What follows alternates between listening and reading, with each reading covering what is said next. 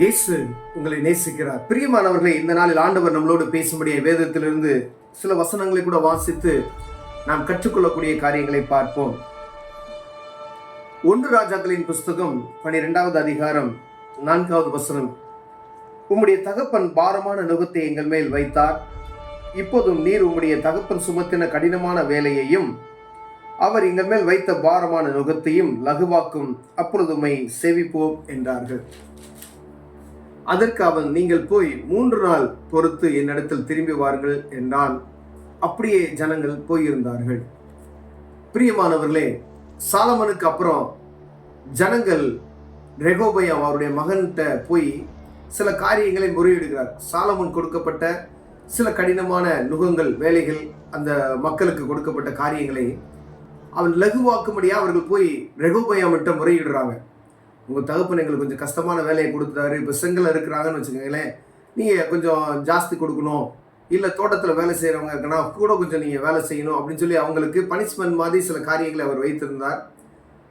ஆனால் இப்போ சாலமன் போனதுக்கப்புறம் ரெகோபயாம் அந்த இடத்துக்கு வராரு. அப்போ ஜனங்கள் பூரா போய் ரெகோபயாம்கிட்ட போய் முறையிடுறாங்க. அவர் என்ன சொல்கிறார் என்பதை பார்ப்போம் அப்படின்னு சொல்லி பாருங்க. இவர் இப்போ ரெகோபயாம் என்ன சொல்கிறாங்க, அதற்கு அவன், நீங்கள் போய் 3 நாள் பொறுத்து என்னிடத்தில் திரும்பி வாருங்கள் என்றார். அப்படியே ஜனங்கள் போயிருந்தார்கள். இப்போ 3 நாள் கழிச்சு வாங்க, நான் யோசித்து சொல்கிறேன். நல்ல முடிவு இது. ஒருவேளை நம்ம ஒரு எடுக்கக்கூடிய முடிவுக்கு காத்திருந்து தேவ சமூகத்தில் ஜெபித்து விட்டு பொறுமையோடு ஒரு உத்தரவு கொடுக்கிறது, ஒரு பதில் அளிக்கிறது, ஒரு தீர்ப்பு சொல்லுகிற இந்த காரியங்கள் ஆண்டவர் அது கிருபையாய் அப்படிப்பட்டதான நாட்களை கொடுத்திருக்கிறார். அந்த மாதிரி பயன்படுத்துவது, அப்படிப்பட்டதான பொறுத்திருந்து காரியத்தை செய்வது நலம்.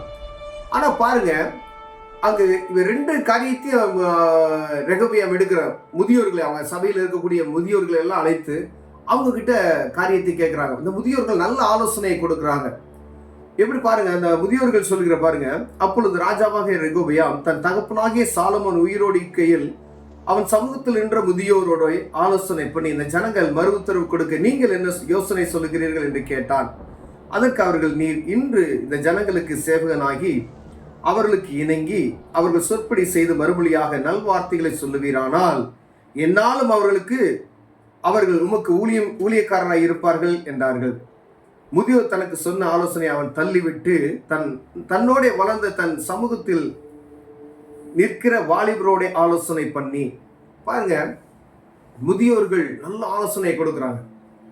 ஏன்னா நீ அரசால போகிற அவங்களுக்கு கொஞ்சம் சில காரியங்களெல்லாம் நல்ல காரியங்களை லகுவாக்கி காரியங்களெல்லாம் அவங்களுக்கு கொஞ்சம் உனக்கு மரியாதை கொடுக்க முடியாது. அப்படி செய்தனா அவங்க தொடர்ந்து உன்னை அரசாளுவதற்கு அவர்கள் சம்மதிப்பார்கள் என்று முதியோர்கள் நல்ல ஆலோசனையை கொடுக்கிறார்கள். ஆனா பாருங்க, அடுத்த வசனமே சொல்லுது, முதியோர்களுடைய ஆலோசனை என்ன செய்தான், தள்ளிவிட்டான். தன்னோடு வளர்கிற அந்த வாலிபர்களுடைய ஆலோசனையை அவன் தேடுகிறான். பாருங்க, ஒரு சபையா இருக்கட்டும், அந்த சபையில் இருக்கக்கூடிய வாலிபர்களுக்கு, இப்ப ராஜாவா இருக்கட்டும், ராஜாவுடைய அந்த ஆட்கள் வாலிபர்களுக்கு என்ன செய்யணும் அப்படின்னு சொன்னா, அடுத்த தலைமுறைக்கு உள்ளதான காரியங்கள் என்ன செஞ்சிருக்கணும், சொல்லி கொடுத்துருக்கணும்.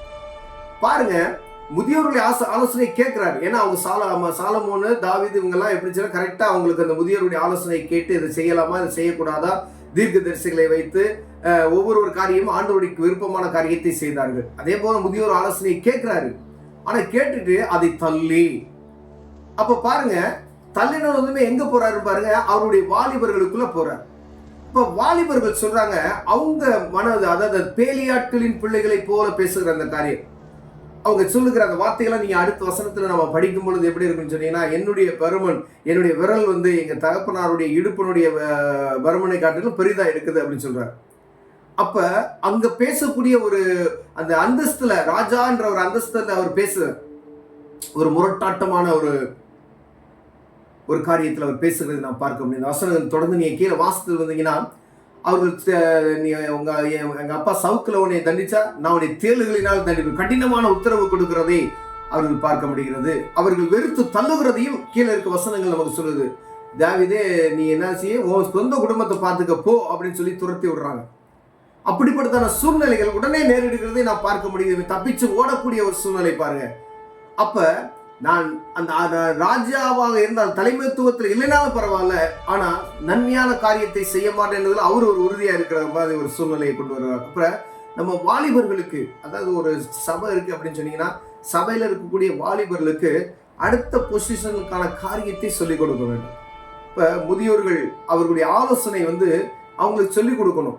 அதுக்கு ஒரு கிளாஸ் எடுக்கணும். இப்போ சபை இருக்குன்னா அது அடுத்து தலைமுறைகளுக்கு சுவிசேஷத்தை எப்படி அறிவிக்கணும். நம்ம சபையா இருந்தாலும் சரி, சபை தான் முக்கியம்.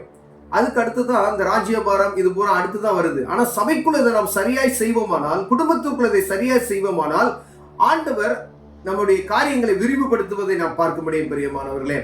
ஏன் அப்படின்னீங்கன்னா, ஒரு சபை இருக்குன்னா அந்த சபையில் இருக்கக்கூடிய வாலிபர்கள் எப்படி இருக்கிறாங்க முதல்ல அதை தான் பார்ப்பாங்க.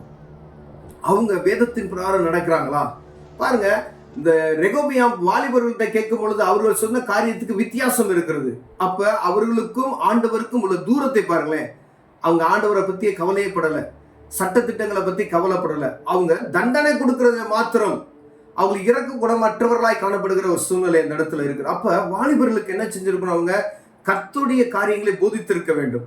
இப்போ வாலிபர்களுக்கு அந்த இடத்துல எந்த ஒரு ஆண்டவரை குறித்து பேசுவதற்கான இடமே இல்லாத ஒரு சூழ்நிலை இந்த இடத்துல காணப்படுகிறது. பிரியமானவர்களே, நம்ம சபையில ஆண்டவர் உங்களோடு பேசிக்கொண்டு இருக்கிறார். சாலமன் ராஜா அடுத்து அவரு ரெகோபியாம் வராரு. ரெகோபியாம் ஆலோசனை கேட்கக்கூடிய அடுத்த ஆட்கள் பாருங்க, அங்க இருக்கக்கூடிய மூப்பர்களை மாதிரி வாலிபர்கள் மிகவும் முக்கியமான ஒரு கட்டமாய் இருக்கிறது. அதாவது மூப்பர்களுக்கு எப்படி நம்ம கனப்படுத்துறோமோ வாலிபர்களையும் தகுதிப்படுத்தணும். நீங்க வாலிபர்களை கனப்படுத்தலைன்னா பரவாயில்ல, அவர்களை அடுத்த தலைமுறைக்கு நீங்கள் தகுதிப்படுத்தும்படியே நாம் அளிக்கப்படுகிறோம். பிரியமானவர்களே, ஒருவேளை உயர்வு அந்தஸ்து இல்லை, நம்ம சொல்லுவோம் பார்த்தீங்களா, இப்போ நான் ஒரு செக்ரட்டரியா இருக்கணும், ட்ரெஷரராக இருக்கணும் அப்படின்ற ஒரு தலைமைத்துவத்தை மாத்திரம் நாம் நோக்கி கொண்டு இருந்தோமானால் இந்த வாலிபர்களை பார்த்து நம்ம பார்க்க முடியாது. ஏன்னா அங்கவே நமக்கு டைம். இப்போ நீ ஒரு ட்ரெஷரராக இருக்க அப்படின்னு சொன்னால், நீங்கள் ஒரு சபைக்கு ஒரு மூப்பராக இருக்கீங்கன்னு சொன்னால், முதல்ல அவங்க கண்ணுக்கு தென்படுகிறது யாராக இருக்கணும்? வாலிபர்களாக தான் இருக்கணும். அந்த வாலிபர்களை நீங்கள் உருவாக்கி விட்டீர்கள் என்றால், முதல்ல அவர்களுக்கு சொல்ல வேண்டிய காரியத்தை சரியா சொல்லிவிட்டீர்களானால், ஆண்டவர் அவர்களை கொண்டு உங்களுக்கே அவர் பயனுள்ளவர்களாய் மாற்றுவார். பிரியமானவர்களே, இப்போ ஒரு சபை அப்படின்னா சில்ட்ரன்ஸ் பிரேயர் எப்படி இருக்குதோ அதே மாதிரி வாலிபர்களுக்கு தனியாக என்ன செய்யணும்? அதை சரியான முறையில் கற்றுக் கொடுக்கணும். அநேக சபைகளில் வாலிபர்களை குறித்ததான அக்கறையற்ற சூழ்நிலைகள். இந்த வாலிபர்கள் இந்த நாளில் அவங்க பேசக்கூடிய காரியங்கள், நடந்து கூடக்கூடிய காரியங்கள், அவர்களை கண்ட்ரோல் பண்ண முடியாத அளவிற்கு அவர்கள் இருக்கக்கூடிய காரணம் என்னவென்றால், சபை அவர்களை நடத்த வேண்டிய வழியில் சரியா நடத்தினா அவர்கள் என்ன செய்ய மாட்டாங்க? வழி விலகி போக மாட்டார்கள். ஒருவேளை குடும்பத்துக்கு அடுத்து எங்க? சபை. அப்ப குடும்பத்துல ஒருவனை சபை அடைக்குவதற்கு வாய்ப்புகள் இருக்கிறது. நீங்க பேசுகிற பேச்சு நிமித்தமாய் ஒரு போதகர் இருக்கிறாருன்னா, ஒரு வாலிபன்ட்ட நீங்க பேசுகிற விதமாய் நீங்க பேசுனீங்கன்னா அவன் என்ன செய்வான்? சரியா வருவான்.